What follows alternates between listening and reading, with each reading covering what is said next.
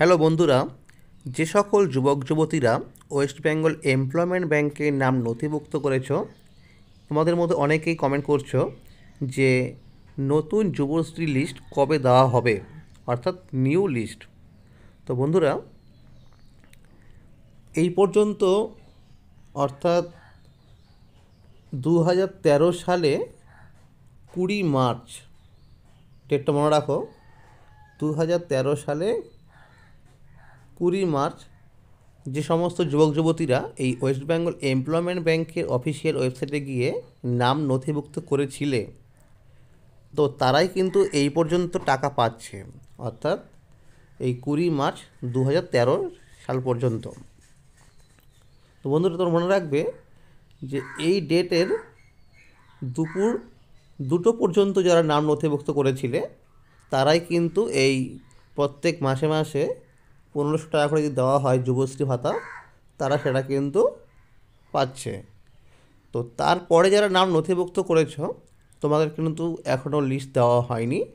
তো সম্ভবত তোমাদের কিন্তু নতুন লিস্ট দেওয়া হবে জানুয়ারি মাসের শেষের দিকে, এরকমই কিন্তু আপডেট পাওয়া গেছে। কারণ যারা টাকা পাচ্ছিল, অর্থাৎ যুবশ্রী ভাতা, তাদের কিন্তু বিভিন্ন জেলায় অডিট শুরু হয়ে গেছে। তো সেই অডিটে গিয়ে কিন্তু অনেকেরই নাম বাদ চলে গেছে। তারা সেরকম প্রয়োজনীয় ডকুমেন্টস দেখাতে পারেনি, এবং অনেকেই আছে সরকারি কোনো চাকরি পেয়ে গেছে। আবার অনেকেই আছে যারা দীর্ঘদিন ধরে টাকা পেয়ে আসছিল, তাদের অনেকেরই বয়স কিন্তু 40-এর উপরে হয়ে গেছে। তো তাদেরও কিন্তু এই যুবশ্রী লিস্ট থেকে নাম বাদ চলে গেছে। তো তোমরা মনে রাখবে যে অনেকেরই নাম কিন্তু এই নতুন যুবশ্রী লিস্টে আসতে চলেছে।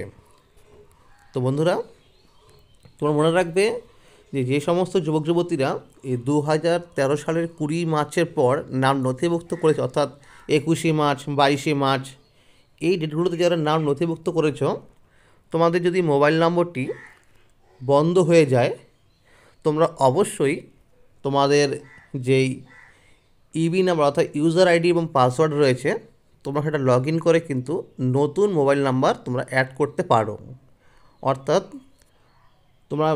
তুমি যদি নতুন মোবাইল নাম্বার লিঙ্ক না করে থাকো, তাহলে তোমাকে কিন্তু এসএমএস করবে না, বা এসএমএস করবে তোমাকে তো সেই আগের নম্বরে। তো বন্ধুরা, যারা করতে পারবে না, তোমরা কিন্তু তোমাদের নিকটবর্তী যে এক্সচেঞ্জ অফিস রয়েছে, তোমরা সেখানে গিয়ে বললে সেই স্যাররা কিন্তু তোমাদের নতুন মোবাইল নাম্বারটি তারা লিঙ্ক করে দেবে। তো তোমরা মনে রাখবে যে জানুয়ারি মাসের শেষের দিকে তোমাদের নতুন যুবশ্রী লিস্ট আসতে চলেছে। তো যাদের ওই লিস্টে নাম থাকবে তাদের কি করতে হবে? তাদের বন্ধুরা অ্যানেক্সার 1 এবং অ্যানেক্সার 2, তোমাদের কিন্তু এই দুটির ফর্ম তোমাকে সাবমিট করতে হবে। তোমাদের একটি করতে হবে অফলাইনে, আরেকটি করতে হবে অনলাইনে।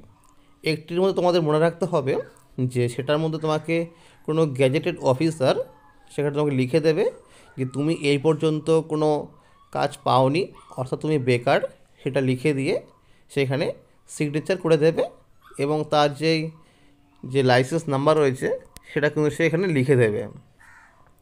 আর আরেকটি তোমাকে অনলাইনে সাবমিট করতে হবে। তো এই দুটি করে তোমাকে কিন্তু প্রয়োজনীয় ডকুমেন্ট সহ তোমাকে নিকটবর্তী এমপ্লয়মেন্ট যে এক্সচেঞ্জ অফিস রয়েছে সেখানে গিয়ে তোমাকে কিন্তু জমা করতে হবে। আর যারা অলরেডি টাকা পেয়ে আসছো, অর্থাৎ যুবশ্রী ভাতা প্রত্যেক মাসে মাসে, তো তোমাদের কিন্তু এই জানুয়ারি মাসের 15 তারিখের পর থেকে অ্যানেক্সার 3 সাবমিট করতে হবে। তো যারা অ্যানেক্সার 3 সাবমিট করবে, তোমরা একটু কিন্তু ভালো করে দেখে তারপরে করো, কারণ অডিট করতে গিয়ে অনেকেরই কিন্তু নাম বাদ গেছে, তোমরা কিন্তু অনেকে বিশ্বাস করছো না। তো তোমাদের কিন্তু এক এক করে সকলকে ফোন করা হচ্ছে, যারা টাকা পেয়ে আসছো, যারা অ্যানেক্সার 3 সাবমিট করেছিলে, এবং যারা অ্যানেক্সার 1 এবং অ্যানেক্সার 2 সাবমিট করার পর যারা টাকা পাচ্ছিলে, তাদের অনেকেই কিন্তু ফোন করা হচ্ছে। সকলকে একদিনে ফোন করা হচ্ছে না, আস্তে আস্তে ধরো আজকে 20 জন 30 জন করে এবার কিন্তু পার ডে ফোন করা হচ্ছে।